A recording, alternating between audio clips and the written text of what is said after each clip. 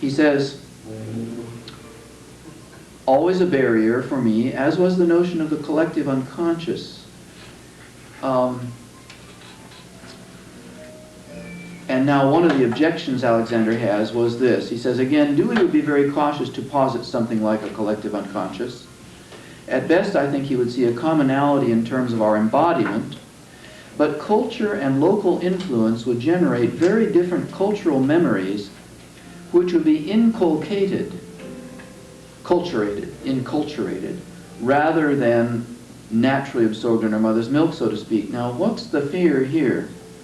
You see, there's a fear here, for sure. Of the unknown mystical aspect of it. He does, you see, let me just discuss, say, some feminist problems.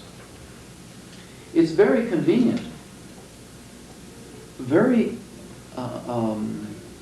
desirable, I think, to adopt the view that all variety, even the most fundamental archetypes, are enculturated.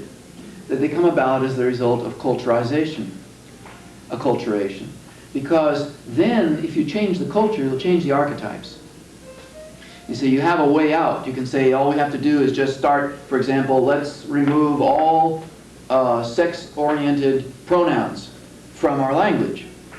That's the only reason that we distinguish, is because we use he to represent everyone, and we don't have a pronoun that expresses he, she, and so on. So we'll just change that around a little bit, and then all the archetypes start changing. Things like that. So it's very secure and comforting if you adopt the position that as far down as you can get into the collective, it's still got to be acculturated. But there isn't anything that's biological. And yet, you see, even there, he says he would only trace it to our, quote, embodiment. I don't think he fully understands embodiment. We're all embodied. We're collectively embodied, you know. So you know, and it's all the same way. I mean, you got 2 arms, 2 legs, 2 eyes. You know, I mean, there's a very fundamental relationship happening there. And that's what I was saying earlier, is that these guys are going to spill over into Jungian archetypal psychology, whether they want to or not. They're going to be forced into it, or they're going to give up their endeavor eventually.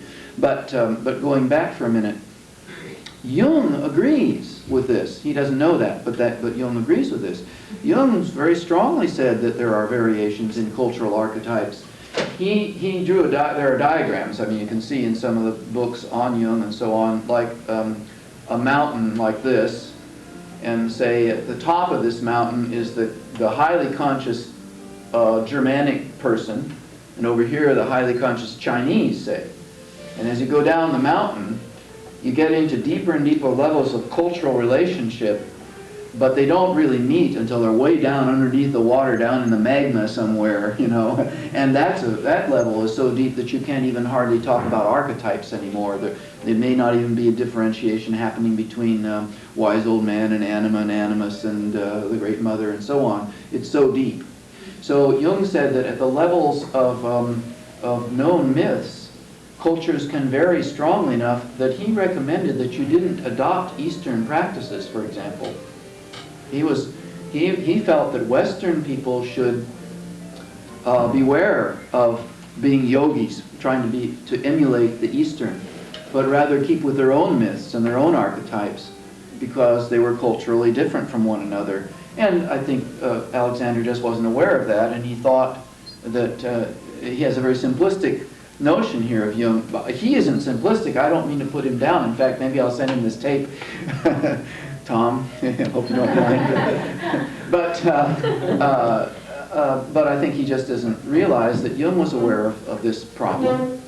But at the same time, I think one doesn't want to shy away from the possibility that there are levels of connection that go all the way. And if I may put it this way, the kind of non-dualism that I espouse is one that takes a deep breath, a very deep breath, and then says, you must go all the way. You can't, if you're going to be non-dualistic, you've got to let it all happen. You can't put a barrier up anywhere.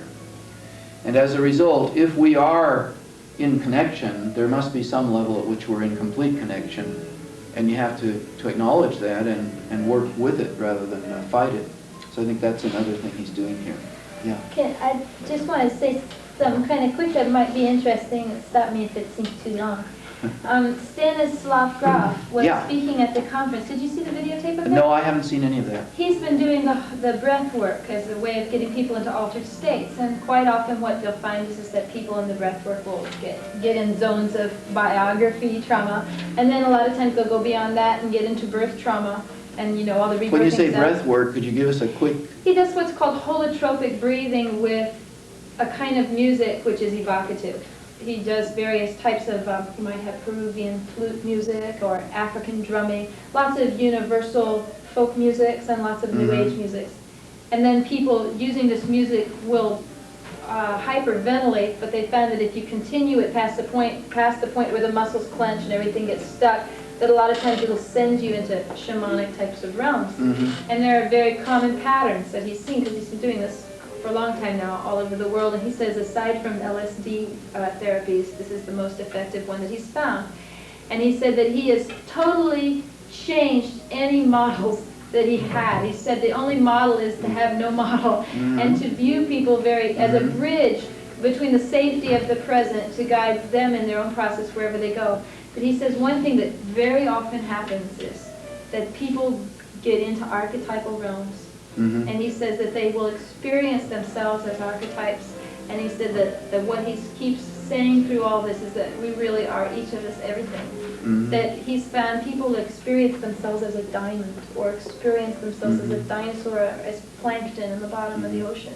And that all that he can say is the only model that he had is that within each of us is everything. And that he feels that he has sufficiently experienced this enough times, witnessed it enough times to say that through all of our cores, we're linked in our prophetic way. Now, is this empirical or is it not? You see, this is the question. See, is he conducting experiments, and is he reporting the results of the experiments? And if he is doing this, are the words in which he frames the report legitimate, scientific modes of speaking, you see, or not? Now, you see, if you say the person experienced themselves as a diamond, there are some scientists who would say, well, that has no place in science. Even to say anything like that is just totally outrageous. But you see, Jung says we must look at the psyche. And if part of the psyche includes a person saying, I'm experiencing myself as a diamond, then we have to look at that and give it its due and not just write it off. And if you need a language, if you need to say something like, they moved into shamanic realms, okay, let's, accommodate that and try to accept a phrase like shamanic realms as a technical term needed in order to express what we're talking about. Now, it may not be possible to define it precisely at this moment, and maybe you won't want to use that entirely. But on the other hand, it seems that it's needed because people are groping around for other vocabularies in order to say, in order to describe this kind of stuff. And after all, our quantum physicists are not so far from that, when they try to name things like quasars. I mean, that's the astrophysicists too, right? But they name all these strange objects, quarks and so on, and that's a little fuzzy too, I think. I wonder, could you shut the door, Pam, because we may get some sound interference. Fred Wolf, who is one of the physicists who spoke at the conference, he's working on a new book he's going to call Shamanistic Physics, and he was talking about his research that he's been doing around the world. And when you said, is it empirical, the thought that came to mind is, it depends on where he publishes it. Because, yeah. And Fred Wolf brought up this problem. Right. He tried to get his paper published in his, I think, a British scientific journal, and the censor or the editor, whoever looks at the work, rejected it and gave some comments that it was just like his own thoughts and they're very interesting, but they're not being substantiated by other sources. He came back and pointed to two other well-known physicists, and then they accepted the paper. Yes, well, that's very interesting. The question of what is or is not empirical is in the air right now itself. And the whole phenomenological movement and other movements along these lines have already made moves that define empirical in ways that they wouldn't have been defined in earlier decades, because we want to say that the phenomenological is empirical. In other words, we look at the products of our minds and our experience as they are. And it's one of the things Dewey was very much involved in wanting to do, and he defined experience as this it's neither subjective nor objective, but a totality, undifferentiated in those terms, originally undifferentiated. And Jung's notion of the psyche, the sphere of the psyche, not the individual person, but the sphere of the psyche, is very interesting in correlation with Dewey's notion of experience, with Heidegger's notion of the lived world, and with other notions that'll allow you to talk empirically about things that others used to call purely subjective and idiosyncratic, that kind of stuff, you see. So this is very important. Well, okay, now we're going to have our break in a minute, but let's just go to the last one of the letter so we don't have to deal with the letter. When we come back, we'll be plunging into stages of life, instinct and the unconscious, and I want to mention, we want to read clear through the end of the section called The Relations Between the Ego and the Unconscious. And that's a great work to work on, and you're going to love it if you haven't read it yet. It's full of stuff, and we'll really have some good times with it in the future. Let's go to the last thing from Tom's letter.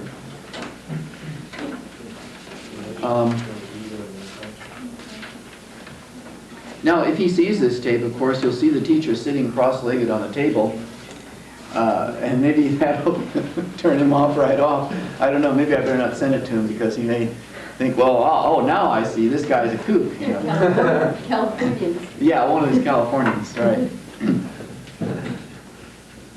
Okay, now let's look at this next one. Culture and local influence would generate very different cultural memories. Likewise, to speak of a, quote, true ego behind the socially constructed persona, these are in quotes, strikes me as very different from Dewey's theory of personality. This might be where Dewey would be wary of another dualism being foisted upon us. Now, notice that Alexander says after this, perhaps I've got Jung wrong, also, because he's granting that he hasn't that close a connection with Jung. So, for his credit, he's not, he's willing to say maybe he's got some of these things wrong.